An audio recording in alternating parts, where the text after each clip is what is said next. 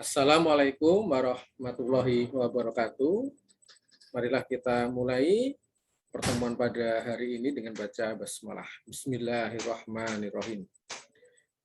Kita ketemu lagi dalam mata kuliah ibadah akhlak dan muamalah pada pertemuan yang ketiga dengan tema akhlak berbusana. Setelah kemarin pada pertemuan kedua kita bicara berkaitan dengan akhlak manusia. Sekarang kita menuju akhlak berbusana. Kenapa sih kok berbusana itu penting menjadi bagian dari mata kuliah akhlak, menjadi bagian dari tema akhlak? Karena berbusana itu, berpakaian itu merupakan cerminan diri manusia. Kita bisa melihat orang sekilas kepribadiannya, akhlaknya itu berasal dari pakaiannya. Walaupun tidak 100% mungkin juga betul, tetapi secara sekilas kita melihat, oh orang ini, si A ini punya kepribadian ini karena dia pakai pakaian ini, si B ini punya kepribadian ini karena pakaian ini dan sebagainya. Nah, pada hari ini kita akan bicara berkaitan dengan aspek akhlak berbusana, berkaitan dengan fikih, yang kedua berkaitan dengan akhlaknya. Langsung saja saya akan membuka PowerPoint berkaitan dengan tema akhlak berbusana. Wah, ini gambar kampus kita tercinta. Nah, semoga kita bisa ketemu dalam pertemuan offline. Semoga pandemi ini bisa cepat selesai. Akhlak berbusana. Pengantar, manusia sebagai makhluk yang dimuliakan sejak telah diberi anugerah oleh Allah, yaitu rasa perlu mengenakan pakaian dulu. Adam dan Hawa pun nggak punya pakaian ketika terlontar dari surga. Akhirnya mereka mencari pakaian yang berasal dari daun-daun. Karena mereka punya apa? Karena mereka punya rasa malu. Nah, yang kedua adalah mereka juga diberi kepandaian untuk membuat pakaian yang berasal dari mungkin yang pertama dari daun-daunan, selanjutnya mereka menganyam dari serat, akhirnya menjadi yang seperti ini. Nah, dasar ada berbusana, kalau kita rujuk di dalam Al-Quran, ada dalam surat Al-A'raf ayat 26, yang artinya, hai anak Adam, sesungguhnya kami telah menurunkan kepadamu pakaian untuk menutup auratmu, dan pakaian indah untuk perhiasan. Dan pakaian takwa itulah yang paling baik. Yang demikian itu adalah sebagian dari tanda-tanda kekuasaan Allah. Mudah-mudahan mereka selalu ingat. Allah telah menitahkan kepada kita semua itu agar menutup aurat. Wah, nanti kita jelaskan aurat itu apa sih. Selanjutnya adalah pakaian itu juga selain untuk menutup aurat itu adalah merupakan perhiasan. Walaupun Allah juga menyampaikan sebaik-baik pakaian adalah pakaian takwa. Tetapi secara prinsip, kalau kita sebagai anak manusia, secara lahiriah itu kita berpakaian ini, maka penting juga harus menganut dua hal. Yang pertama adalah pakaian itu adalah pakaian yang menutup aurat. Yang kedua adalah pakaian yang memiliki rasa keindahan. Wah, kita pakai pakaian yang sudah syar'i tapi nggak indah itu juga kurang elok juga. Nah, tapi kita juga pakai pakaian yang indah tetapi kurang syar'i juga nggak elok juga. Maka kedua-duanya itu sangat penting. Ada berpakaian atau akhlak berpakaian. Yang pertama adalah kita itu wajib menutup aurat kita. Yang dimaksud dengan aurat adalah anggota tubuh yang wajib ditutupi, yang dimana pemiliknya akan merasa malu bila itu tersingkap. Nah, bagian mana saja yang itu harus ditutupi? Ada pembeda bagi laki-laki dan perempuan. Kalau yang laki-laki itu yang wajib ditutupi adalah mulai dari lutut, atas lutut. Wah, ini lutut ya, nggak kelihatan ini. Lutut selanjutnya adalah di pusat, ya, artinya di pusar, artinya di bawah pusar itu tidak kelihatan.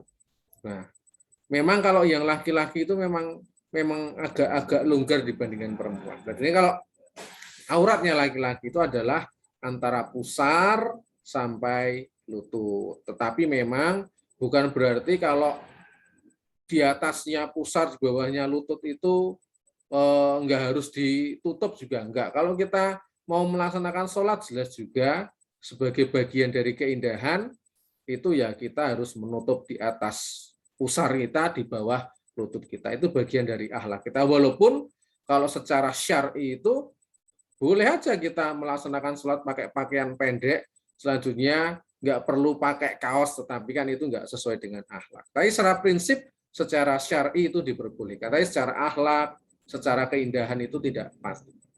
Yang kedua adalah bagian perempuan yang tidak boleh terlihat atau yang merupakan bagian dari aurat adalah seluruh tubuhnya kecuali wajah dan tangannya. Artinya kalau kita rujuk dari hadis Abu Dawud, anak perempuan jika sudah datang bulan tidak pantas terlihat tubuhnya kecuali mukanya. Wah, mukanya boleh terlihat.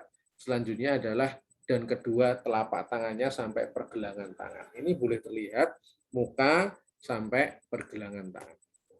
Nah, oh ya maaf tadi berkaitan dengan yang laki-laki juga ada dasarnya. Hadisnya dari Daruqutni, apa yang di atas kedua lutut dan bawah bagian pusat adalah aurat. Itu bagi laki-laki. Selanjutnya adalah berkaitan dengan ada berpakaian, hendaklah tebal dan tidak transparan sehingga menampakkan aurat atau warna kulit dan lekuk tubuh. Wah, ini. Jadinya pakaian ini yang syar'i, yang sesuai dengan akhlak itu adalah pakaiannya itu tebal, walaupun juga harus tebal, setebal kain goni juga enggak lah. Tetapi sesuai dengan yang ada di dalam hati kita, tebalnya itu apa? Yang penting adalah tidak terlihat di dalamnya, selanjutnya tidak memperlihatkan lekuk tubuh kita.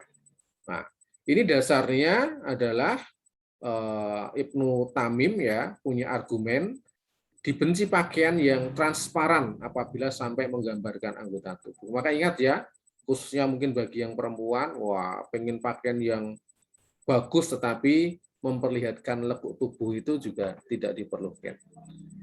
Oke.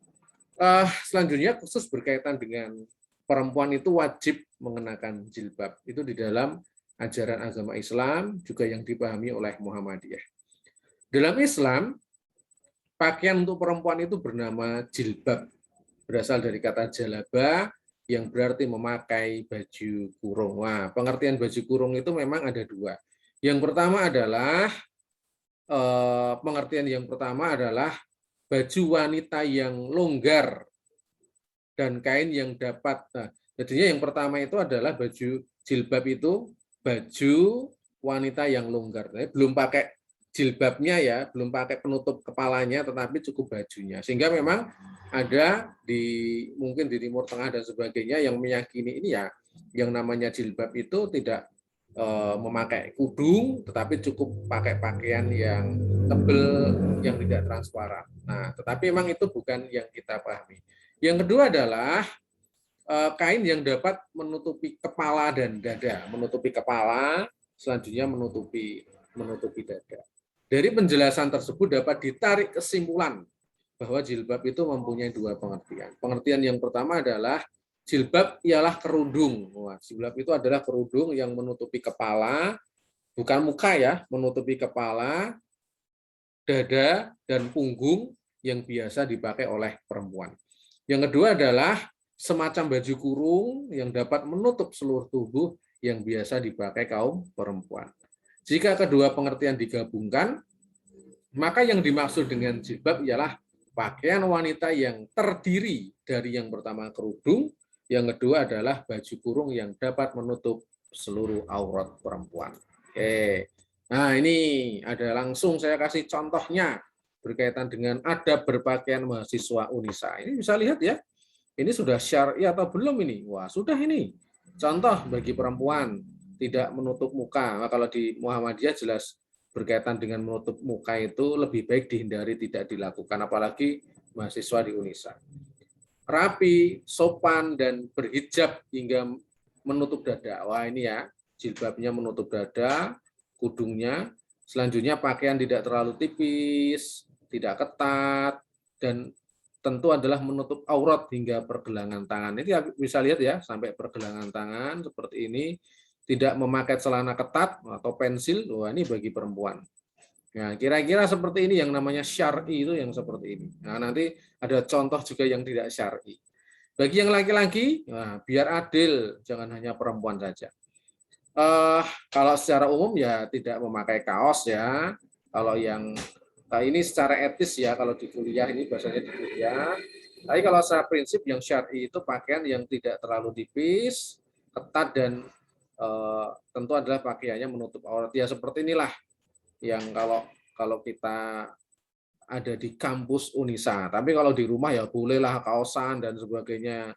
Di kamar itu bolehlah, nggak pakai baju pun juga boleh. Nah, secara prinsip kalau secara etika ketika kita di ruang publik seperti ini. Tidak memakai celana jogger, pants dan jeans. Wah, seperti ini.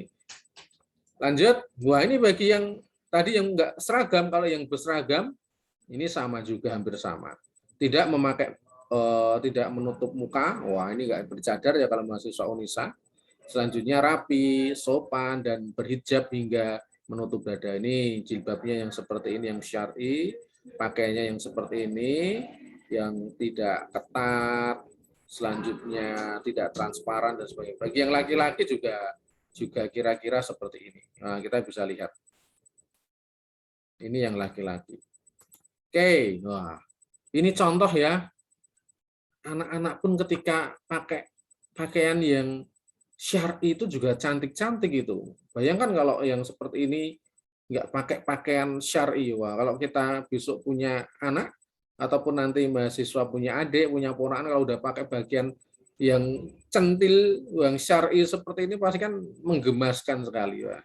Artinya apa? Yang berkaitan dengan hikmah nanti yang saya sampaikan akhir, hikmah berkaitan dengan kita pakai pakaian baju yang syar'i, bagi yang perempuan berjilbab, yang laki-laki yang syar'i itu ada hikmahnya. Salah satunya keindahan, selanjutnya membuat kita lebih berwibawa dan sebagainya. Wah, ini anak-anak pun kalau pakai pakaian yang syar'i kan juga bagus seperti ini. Sangat indah kita pandang. Wah. Yang perempuan, yang anak-anak, oh kita lihat. Wah, ini sudah betul jilbabnya, tapi yang salah itu belum syar'i. Contoh ya, ini kita lihat, wah saya sensor biar nggak menimbulkan apa-apa, walaupun banyaklah di internet, tinggal ketik Mbah Google ada. Contoh ini, pakaiannya udah betul jilbab, tetapi ketat, selanjutnya transparan, maka saya sensor. Nah ini juga, wah ini jilbabnya sudah oke, tetapi yang pertama, yang tidak syar'i tidak menutup dada. Yang kedua, pakai kaos yang menimbulkan yang seperti ini tentu berkaitan dengan yang ini ya jilbabnya oke, tetapi tidak syar'i. Bagaimana Muhammadiyah bicara berkaitan dengan cadar? Nah, ini penting juga. Tentang masalah cadar telah dicantumkan pembahasannya dalam buku Tanya Jawab Agama Jilid 4 halaman 238 bab sekitar masalah wanita. Ringkasnya, cadar itu tidak ada dasar hukumnya, baik di dalam Al-Quran maupun Sunnah, yang diperintahkan oleh syariat Islam bagi wanita adalah cukup memakai jilbab, bukan memakai cadar. Dasarnya adalah surat An-Nur ayat 31. Katakanlah kepada wanita yang beriman, hendaklah mereka menahan pandangannya dan kemaluannya, dan janganlah mereka menampakkan perhiasannya, kecuali yang biasa nampak daripadanya, dan hendaklah mereka menutup kain kudung ke dadanya. Artinya yang diwajibkan adalah jilbab, bukan cadar. Sehingga Muhammadiyah sampai hari ini berkaitan dengan urusan cadar, lebih baik pakai jilbab saja, enggak harus, artinya tidak ada kewajiban untuk bercadar.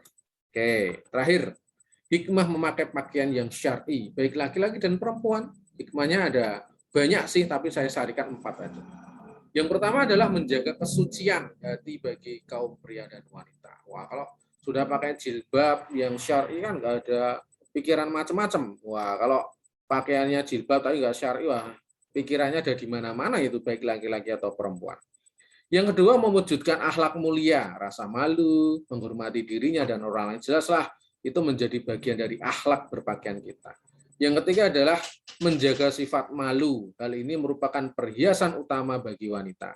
Wah, kalau ini nggak pakai pakaian yang syar'i, tentu jangan-jangan kita sudah nggak punya rasa malu.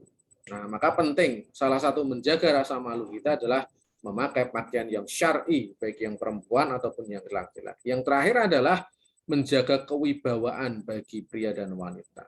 Orang yang pakai pakaian yang indah, syar'i, itu akan dianggap di dalam masyarakatnya itu punya kewibawaan. Kebalikannya, kalau kita pakai pakaian yang indah tapi nggak syar'i, itu mungkin orang itu hanya bisik-bisik, wow, nah, dan sebagainya. Malah kita beli mungkin yang mahal-mahal, tapi dirasa oleh orang lain bagi kita itu indah, tetapi bagi orang lain kita dianggap sebagai orang yang nggak punya wibawa. Salah satu tugas manusia di muka bumi ini, setiap pribadi itu adalah menjaga kewibawaannya masing-masing. Salah satu cara menjaga kewibawaan masing-masing adalah apa? Memakai pakaian yang indah dan juga syar'i. Demikian ya untuk pertemuan pada hari ini berkaitan dengan akhlak berbusana. Tentu apa yang saya sampaikan ini secara umum saja. Semoga mahasiswa memahami, selanjutnya juga mempraktekkan berkaitan dengan akhlak berbusana dengan sebaik-baiknya.